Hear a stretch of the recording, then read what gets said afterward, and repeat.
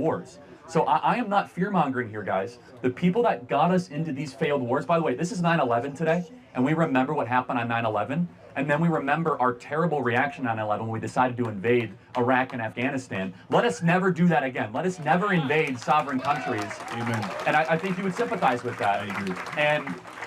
And this is why we're seeing Bobby Kennedy, Elon Musk, Tulsi Gabbard, people that are card-carrying Democrats, vote for Trump and voice support for Trump, because what's happening at the Democrat Party is this very sinister combination. It's a party of censorship, it's a party of war, a party of open borders that is against actual traditional liberal values.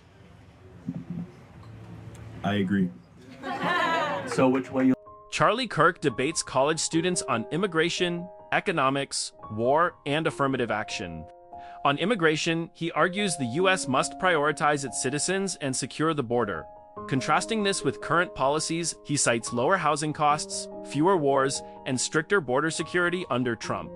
On affirmative action, students emphasize diversity in fields like engineering and medicine. Kirk responds that meritocracy should come first, warning that prioritizing diversity over competence can weaken institutions.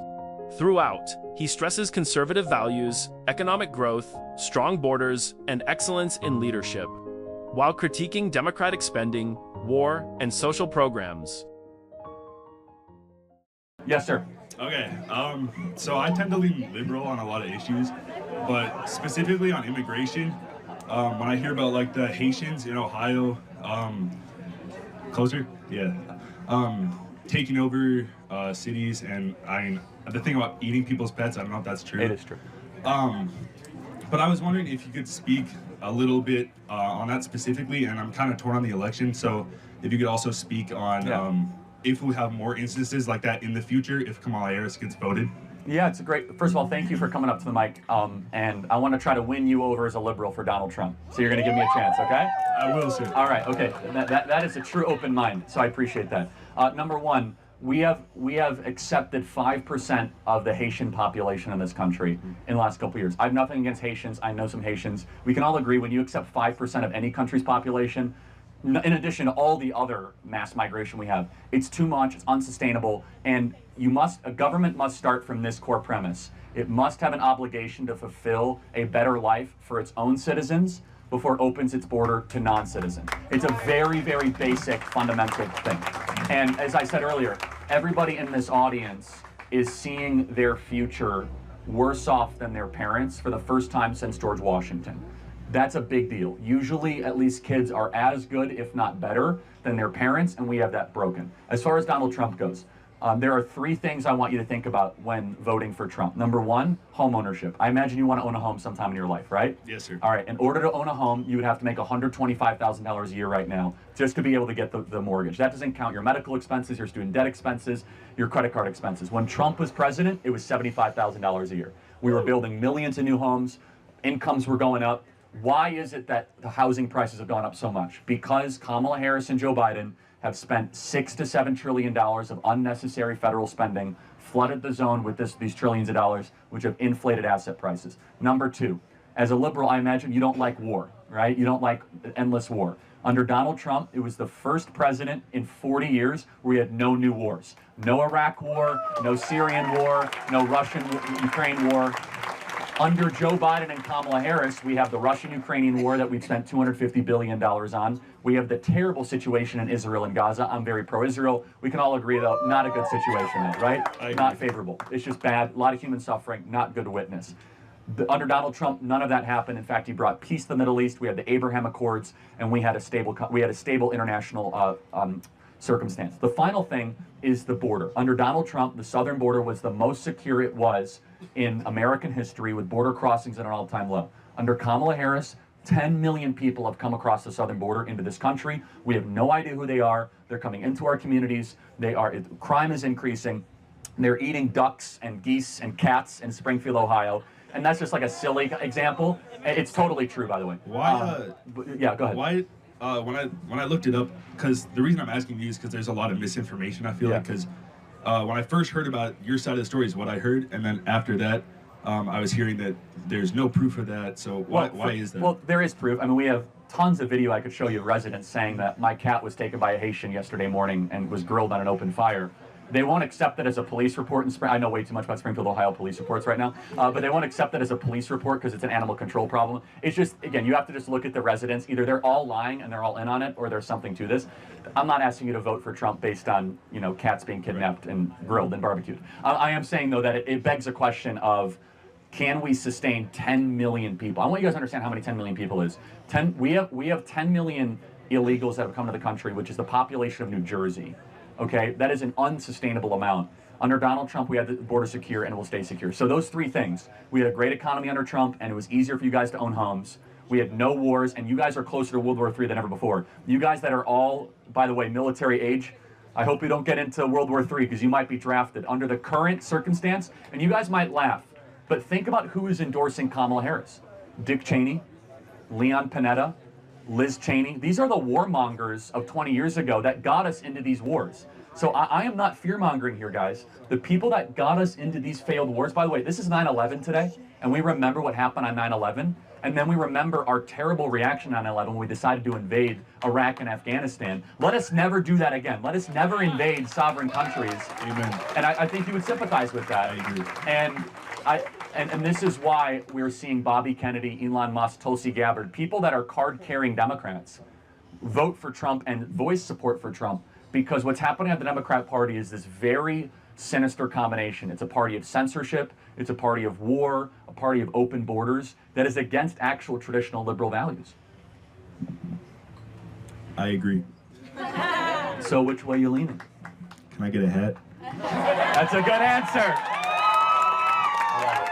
Thanks, man. God bless. Thank you. Thank you. Hi, Charlie. You are right. I will. 1 sec. Yes, ma'am. Yeah, I just have a question kind of based on affirmative action. Yeah. I'm a computer engineer here at UW-Madison. I'm about to graduate. And there's a lot that I've found through research and just general, my studies. Not only does affirmative action help, minorities, people of color, but also women in general. And there's a lot of facets of engineering, the medical system, and other factors that, because of affirmative action, have helped. I'll just go into something. For example, let's say in the medical field, endometriosis, something like that has not been studied in women due to so little women being in the medical field. Also, for example, cars, the seatbelt is made specifically for the male body. They're only tested with male mannequins, so a lot of women are in risk of dying in car crashes at a higher rate.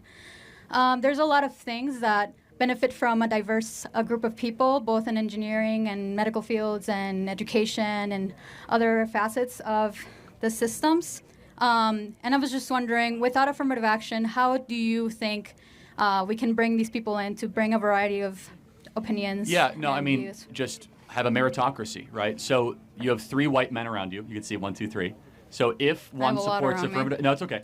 If one supports affirmative action, Right. it would mean that you would be okay turning to those 3 men and saying, I deserve the position more than you based on something that doesn't matter more than something that does necessarily. matter. I feel like that's one facet of it that we're not also paying attention to, is that people that are graduating from the same schools. They're graduating with the same degrees. With lower test scores, though. Much lower. Every study of affirmative action, for example, the Harvard case showed that it was nearly 40% lower test scores for people of color versus their white male counterparts and Asian counterparts. And so how at can some point, is that why would that happen? Do you think why? it's yeah? Why What causes that? Do you think it's just because people of color are more stupid? No, or, of course not. Right. I mean, people of color come from lower socioeconomic backgrounds that don't prioritize education as So much. how do we but fix that's those socioeconomic statuses? Right, that's an interesting point. Not should we try to penalize white males that are competent to go run our systems and our institutions.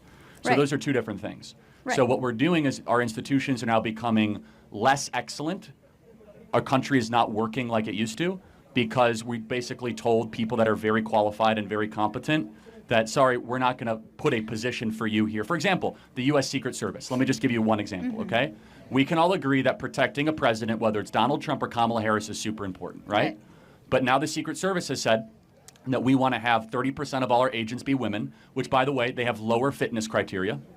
So they have less pull-ups, less push-ups, slower mile time. Oh yeah, that's something that's due to like your hold on. like, genetics. Exactly. Yeah, no, but this is affirmative action, right? And so therefore, when well, there's like fields like I don't think that's a good. One second. I just don't think that's a good example because like women will never be as strong as men, at least genetically. So that's an interesting question. So I think it should be something will that's women, more like will women be ideologically based. Will women be as good at engineering as men, person for person? Not necessarily, but okay. Well, then how is that different than the Secret Service example? Well, the problem is that because the male mind is wired different than the female mind. By the way, men will never be as good. Hold on, I'll prove it to you. Men will never be as good at counseling or psychology sessions as women. Men will never be good at nursing or elementary school education as women.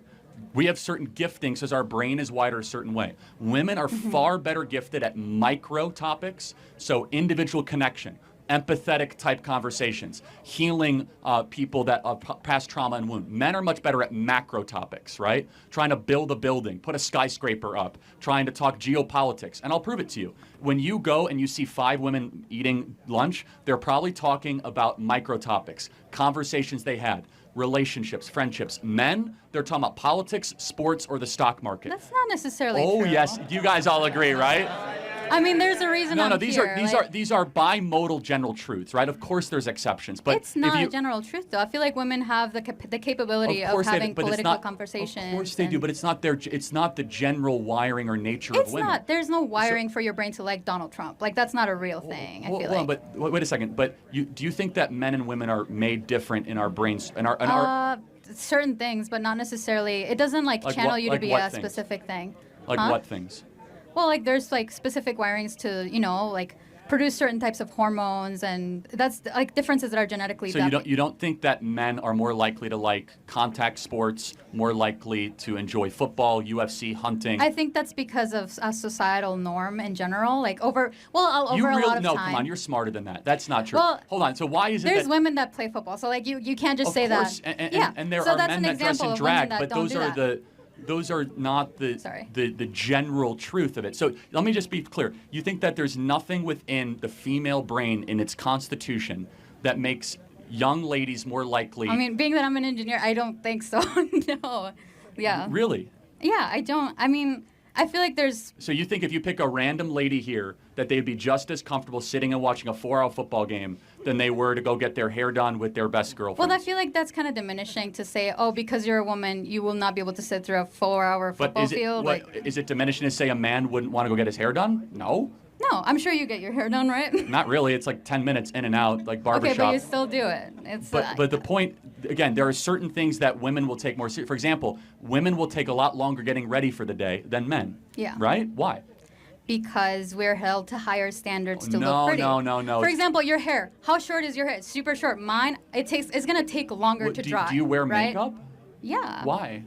Because you want to look pretty, and it takes. Yeah, that's not important to me because I'm a man. Well, right. But who made you feel there's that something way? in your but you wiring. feel comfortable not wearing makeup because of a certain reason. Well, but you wouldn't feel comfortable wearing makeup? I can not wear makeup. But why do you do it?